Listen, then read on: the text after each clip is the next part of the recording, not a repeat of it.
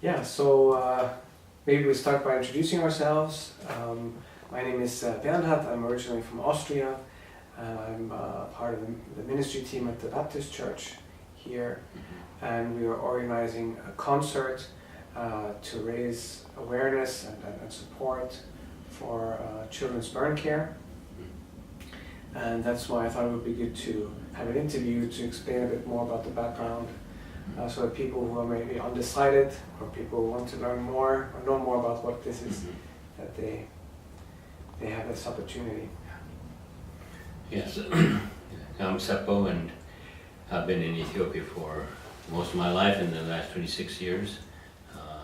And when I was there, I met Dr. Andreaskyrkan, who's a plastic surgeon, and he's the one that has started this children's burn care foundation, where he uses his skills as a plastic surgeon to do reconstructive surgery for children, especially who have been burned,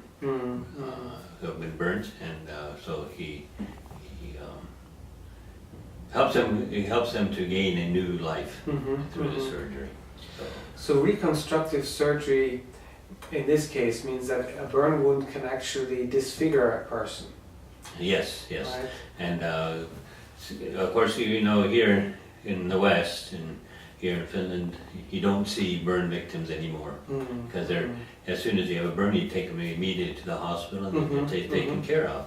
So actually, of course, burns is very very disfiguring, but if you're able to treat it right away, then it's not as bad. Okay. But in Ethiopia, there is no care for burns. Okay. So you'll have cases where a child will be burnt when he's 3 years old, and 13, 20 years later, then the Dr. Einer sees them, and he does reconstructive surgery on them. So the contraction that happens because of burns is awesome and incredible.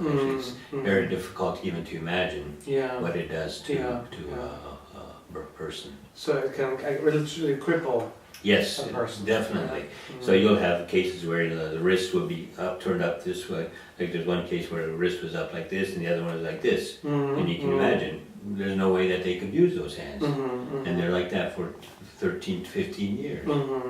So, and then, of course, to the neck, it will be drawn down to the chest and the opposite way. So it's hard to imagine what a burn does if it's not treated. You showed me some pictures earlier, and maybe there's a way of putting that on the video as well, on the recording.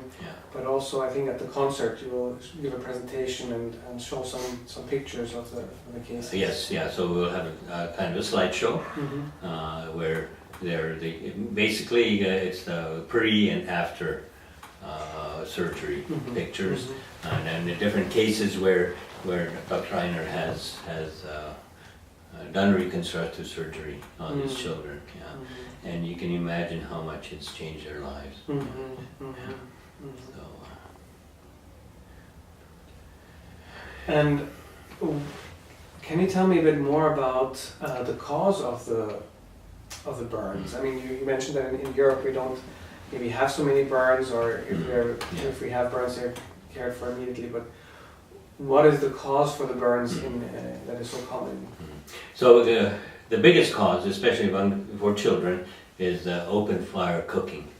So they basically it's what you call three-stone cooking, where they have 3 stones like in a triangle, and on top of that you have the pot or the pan, and it's open fire, so they're using firewood, and so children will be running around, and you can imagine how children act, and so they trip and fall into the fire, and they get burns, and they're not treated right away, and many cases of epilepsy also, and they fall into the fire. So the open fire cooking is a major reason for children being burnt. So adults also, there are cases where they have been burnt because of that, but children especially is because of this. I think you once mentioned that it's in something over 90% of burn care, burn incidents could be reduced if it was not for open fires. Yes. So if it could be a new way of cooking, introduced so that you get rid of the open fire cooking, you definitely reduce by 90-95% of burns among children, especially. And that's really behind this project. The idea behind the project, the Safe Cooking Program Ethiopia, right? Yeah. So the Burn Care Foundation, their three main objectives, and their vision is first, of course, to treat through reconstructive surgery. And the second one is the training of Ethiopian doctors and nurses in taking care of burn care. And the third one is prevention. And so I'm involved in the prevention program. So we want to introduce a stove that is totally safe and to prevent burns among children. Okay. So can you tell us more about the stove? Like, how does it work, and what makes it better than an open fire? So the stove, actually, it's been around. It was invented by a Norwegian, probably in the 1970s, 60s, in Uganda, in the refugee camps. So basically, it's a gasifier. Of course, I'm not an engineer, so I don't know that much, but the little I understand is that it works through oxygen. So there's so much oxygen coming into the stove that it gasifies the flame. So the stove is probably about this size, 30, 40, 50 centimeters high, and then I think in circumference about 60 centimeters. So it's a very simple stove, and it works by pellets. Okay. And these pellets are made from any biomass product, sawdust, sugar cane, anything that's dried, has to be dried by biomass. And then the pellets are put into the stove, and then it's lit, and then because the fire burns from top down, then there is no smoke. Okay. And then as more oxygen is air coming in through the stove, then it makes it into a gas. Okay. So and because it's enclosed, the flame is enclosed, there's no way that children can be burned. Okay. So one aspect is that it's safer, right? So yes, it burns. For sure it's safe. Yeah. But then, because it uses pellets, there's also the advantage that you don't have to look for firewood. Yes, right? Yes, yeah, for sure. And so there are many benefits of the stove, and if we could get it into the community, into the society, it would transform the society, and especially in the women's lives, because the pellets, they're made from, as I said, anything that's biodegradable, that's dried, so basically trash or throwaway. And so the women do not have to go around for 3-4 hours a day collecting wood. Because that would take almost half a day to collect enough wood for the fire that you need for cooking. Exactly. Okay. Exactly. So their time is saved. The other aspect of it is when you think of deforestation. Okay. So people cut down trees for the firewood, and then also to make charcoal. And so charcoal also is used very much for cooking. So there would be no reason to have charcoal anymore. This would replace the charcoal. Okay. So the deforestation. So it would make lives easier, and it would reduce the deforestation. Yes, yeah, the environmental impact. And the other is the pellets would be so much cheaper. So just financially, it's very cheap to manufacture those. Yes. So basically, we were estimating that we would be selling the pellets for about 6 birr a kilo, which is only about 5 cents, euro cents a kilo, whereas the charcoal is over 20 birr. Okay. So it's a huge difference. So and the pellets last much longer. We've already experimented with 3 families the last time I was there, and they cooked for a whole day well, actually 3 days with 3 kilos of pellets. Mm-hmm. And so with just the money that they save also is huge. Also, that as far as the women saving of time, when they're cooking, they do not have to be sitting by the fire the whole time. Okay. Yeah. So just like here, we start cooking and then we don't sit there by the stove the whole time. And so, like one lady said, she could do 2 or 3 things at the same time as she was cooking, whereas before she was there the whole time. So if you have an open fire, then it's in a way something that takes all of your time, right? Yes. Because you always have to be there. Yeah. And if you're not there, you're taking the risk that maybe a baby runs into it or something. Or else it happens, goes out. or Yeah. it goes out Yes. or Yeah. something. Yeah. So you're always tied to the fire, actually. Exactly. Yeah. So, and especially when it's open fire, just right there on the floor, it is very dangerous. You have to be there the whole time. So now they can do other things while cooking. So the women's times. Yeah. So actually, it's also about making the lives of the people a lot better. Yes. Because you're saving time from collecting wood. You don't have to do that anymore. You're saving money because you don't have to buy charcoal. Yeah. And you're also saving time when you're cooking because it's safer and you don't have to Yes, exactly. watch it the whole time. Exactly. Okay. Exactly. And so when I've demonstrated this in Ethiopia, I tell the women that that you could start making the food and then you go back into your room and read a book. And of course they like that. They start laughing. Yeah. So the other environmental issue, of course, is because it is litter, all the stuff you can use. So it also it cleans. The biomass, in a way, that is used is let's say rubbish. Yeah, it's rubbish. It's just throwing. It's nothing. Yeah. Yeah, it's nothing. Yeah. So this is a way of using or recycling, let's say. Yeah, exactly. The thing that's available. That's right. So the idea is that we'll have, once we get this program going, then we'll have women who already are cleaning or cleaning the streets. So anything that's biodegradable, they would bring it to us, and then we would use it to make pellets. So that's the leaves, twigs, the coffee husks, so whatever is biodegradable, we can use. And they would be paid for that? And they would be paid, okay. yeah. And then, so there's an economic aspect to this as well? Yes, exactly. So even just getting the trash is also a benefit economically, financially for these women. And of course this stove actually impacts the women and the children especially, because the women are the ones who are around the fire and in the house cooking all the day. So women's health, they don't have to be breathing smoke, because the fire is just very, very full of smoke, and also the charcoal. And you can imagine a woman being in that kind of smoke for 40, 50 years. You can imagine the lung problem that they have. And one of the statistics is that every day, over several hundred women die of smoke-related diseases. In Ethiopia? In the world. All over the world. Across the world, yeah.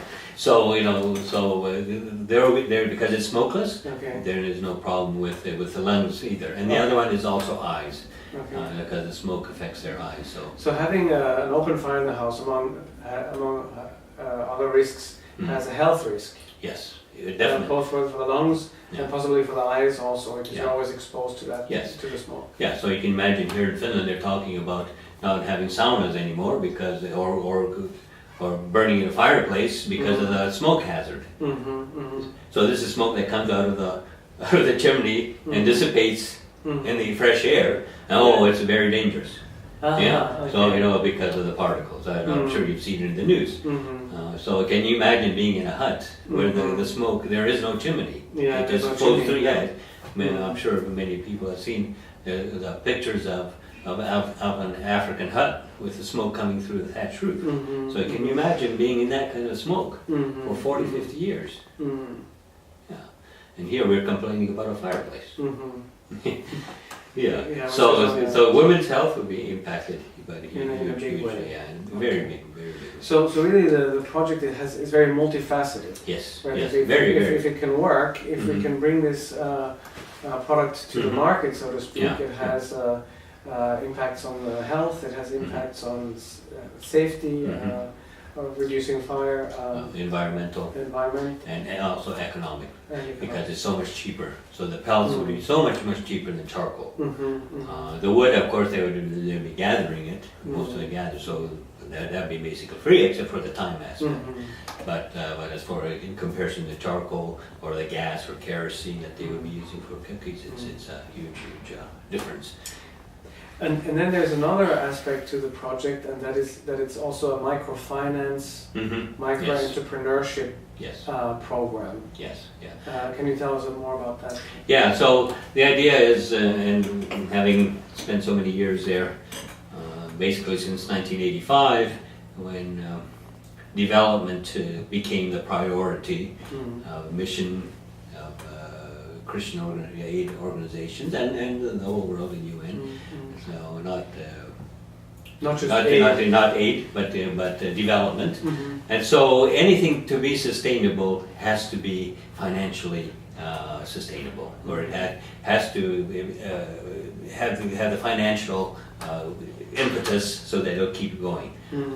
Because we've known that as soon as the funds stop coming, the project ends. Okay. Yeah, and it just dies down. Okay. So our idea is that it also will be a financial initiative, in that every step along the way, along that chain, people would make a living out of that. And so we have these groups, small groups of 10 to 15 women, which we call self-help groups. They would be the ones who would make the pellets. They would be paid in pellets, and then they would sell the pellets, and at a profit. So they make a profit, and then also the company would get a little profit, and then that profit would go back into making the pellets and just being self-sustainable. So we would not need funds from outside. And then also to make the stoves also would be a profit-making business, and then the selling of that. So every aspect along the way there would be a profit where people are making a living off that. So they're not dependent on money coming in from outside. Okay. So one source of income would be that the self-help groups can sell the stoves in their community. Okay, they buy it from the company or from the charity, and then they sell it in the community, and they make a profit of that. And after that, they can also make money by selling pellets. So along kind of the ongoing. Exactly. So so these self-help groups are the poorest of the poor. Most of them are. So we're helping the very needy people, but it's not handouts. It's where they take initiative on making money or starting a business. And one clear example of this, how the mindset has been changed, is that about a year ago or so, I was in the countryside and a self-help group, and we were talking about it, and we showed the stove, and they said, yes, we want it. We can see how it would improve our lives, and how we can make money off it. And they said, we have learned that the issue of savings. We need to save. Before, we would get money, we'd spend it right away. But now, we save a little bit. And using that savings, we can run a business and make a living. And so they said, we want ideas, we want support, education, and different ideas, but we do not want money. So, which is a huge change in their way of thinking. And I think in the West also we must realize that charity is not a good way, where you just handouts. But we should get the concept of encouraging people to make money off these projects, and then it's sustainable, and also just a totally different mindset on it. So we should not be afraid of having people doing business and making money. Would it be fair to say it's rather than giving a man a fish, you teach a man how to fish? Exactly. Right? So it's the same idea. Exactly. So rather than handing money out, we build a system where people can improve their lives and the lives of others, and at the same time there's an economic incentive to do that. Yes. Yeah, and when you think of the West, you think about great entrepreneurs. You know, what do they do with the money that they make? They give to charity. Yeah. There's Bill Gates. Bill Gates, yeah, and so on. So you know, they were philanthropy. So philanthropy is a big issue or a big part of our culture, isn't it? You know, and philanthropy means love of people, love of man. And so you by making all this money, then you also give out part of your money to help people. And this is the concept that we need also in the developing world. We should not be afraid of helping people do business. Now we've covered a couple of those aspects, right? And as I said before, it's kind of multifaceted. It has many angles, and that's also one of the reasons why I wanted to have an interview, because then we have a bit more time. Yes, exactly, It's not something you can just put on one banner. Yes. Put on Facebook. That's right. Yes, exactly. You have to kind of go a little more into detail and explain that. Yeah. Now, would you say that we've covered most of the facets, or is there something we're? No, I think most of the fact yes. We have covered it, yes. The main ones. I really can't think of any thing that would change. But the other, I guess, one other thing is the acceptability, the viability of this program is tremendous. The government is very supportive. So in that way is also a good point in that the government itself sees the benefits of this program. So meaning that if we could put this into practice, if we could demonstrate on a small scale that this works, there's potentially support from the government, from any other humanitarian organizations to get behind this. So it's very important to get this project off the ground to show this can fly. Let's say in a controlled setting, and then once we can show this works, then the doors will open. That's right. And there's going to be other people. And it will be a huge change in the whole society. You know, so for instance, maybe a final comment, it would be the name of this stove is Pekope.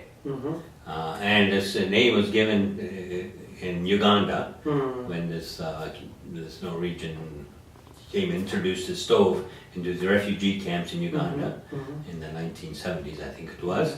So when the people started using it, then the women said, "Oh, Pekope." And so they said, "Well, what does that mean?" It says, "This has solved all my problems." Amazing. Yeah, amazing, yeah.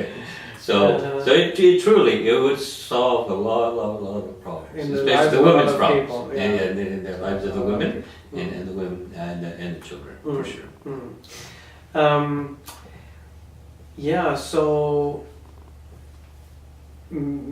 you know, the concert is we're heading to Easter. Is there a religious aspect to this, a spiritual aspect that you think is?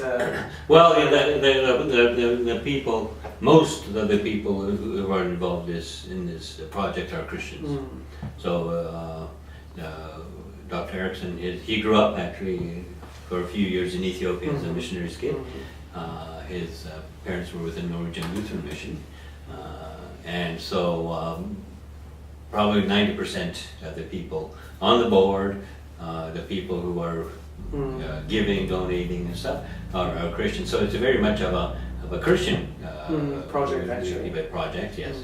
And of course, we would like the people also to receive the gospel through this. You know, the Lord or God, the Bible, encourages us to do good. You know? And the reason to do good is so that people would see that. You know, and then they would then turn to God because of your good deeds.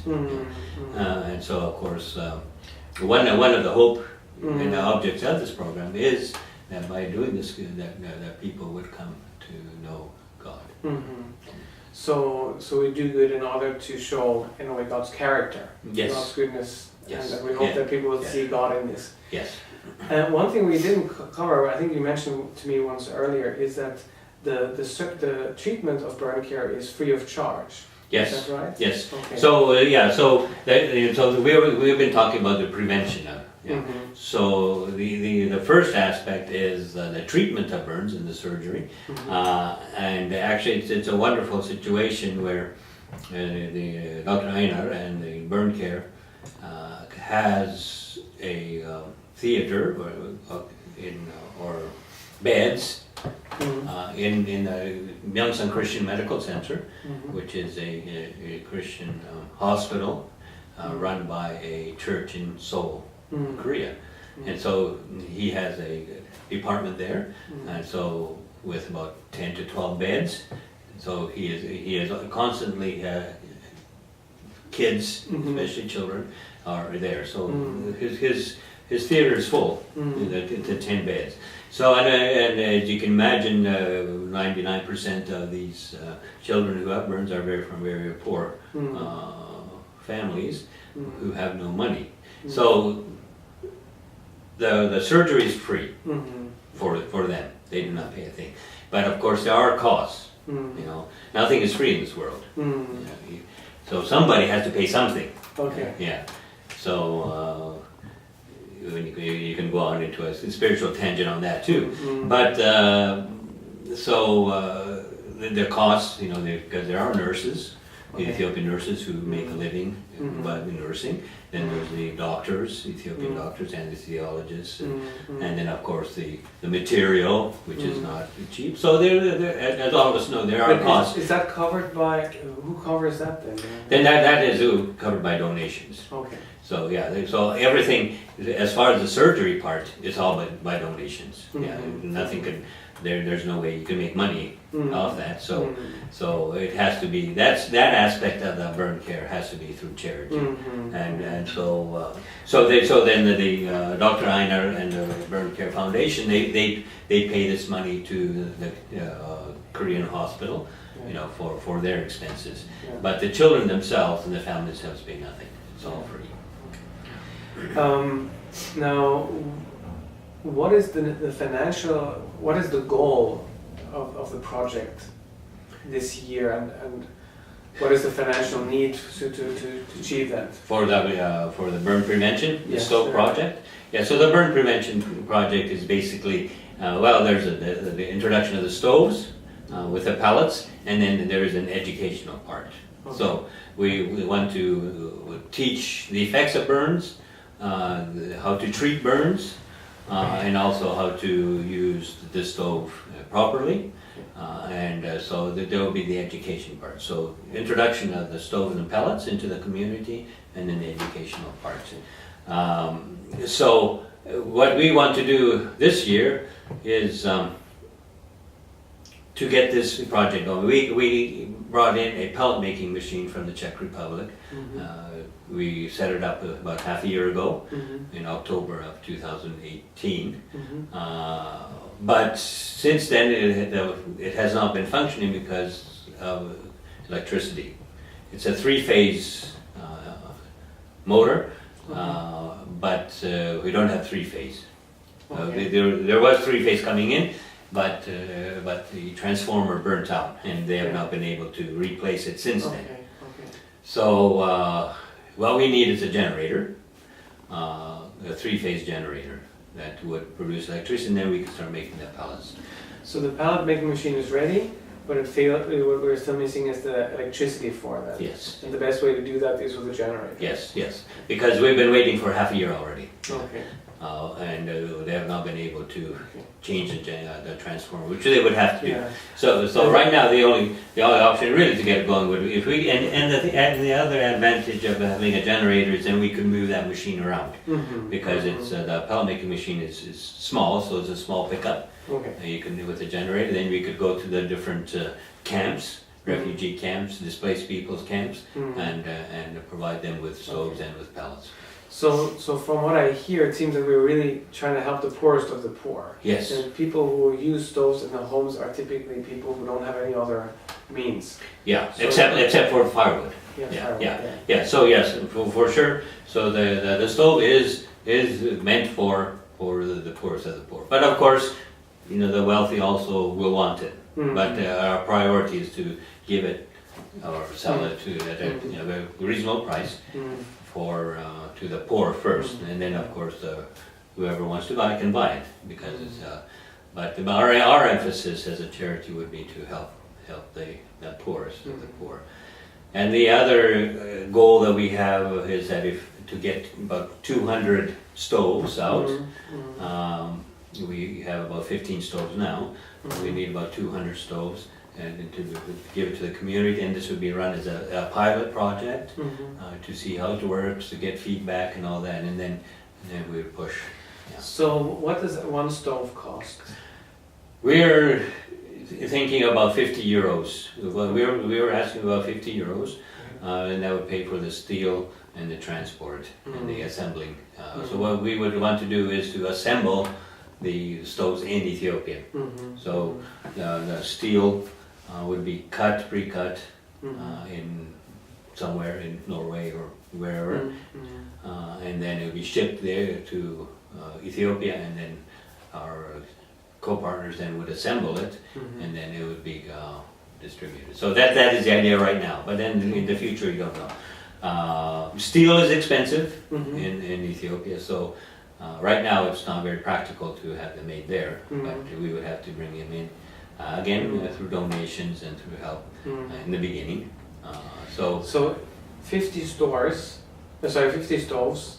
200 stoves, 50 euros. 50 euros, okay. So 10,000 euros. 10,000 euros. So right now, if we could get 10,000 euros for stoves, then that would go a long, long way. Okay. And we could really also buy the stoves, the steel. And another thing is that we would then sell the stoves to the people for about 30 euros. Okay. Yeah. But actually even less than that, about 25 euros. Okay. 20 euros. So it costs us 50 to make, but we're going to sell them for 25. In the beginning. And once they've sold theirs, they can buy more. Yes. Yeah. Okay, and that's how we then refinance the. Yeah, exactly. Yeah. So right now for the pilot project, that's what our aim. So, but if we could get 50 euros, 10,000 euros, we could get the 200, and then give them out. They would pay us a little bit. We will not give anything for free, because we've noticed that whatever is given out free, people don't take care of it. When it costs them something, then they take care of it. Yeah. So we would be asking that they would pay about 20 euros, about half the price. And actually then the steel stove will last for 10 years. So it's a very, very good investment. Of course, you could make the stoves out of the galvanized steel, but then that galvanized steel will not last very long. Within 1 year, 2 years, it would be burnt. Because the heat is very, very strong, over 700 degrees, so it has to be the steel. So, and then the other cost we would really like to get is donations for would be the generator. So there are generators available within country in Ethiopia for 4,000 euros. So 14,000 euros would be our goal now. Okay, all right, good. So let's hope that we have a big turnout at the, yes. at the concert. Yes, yeah, yes. Okay.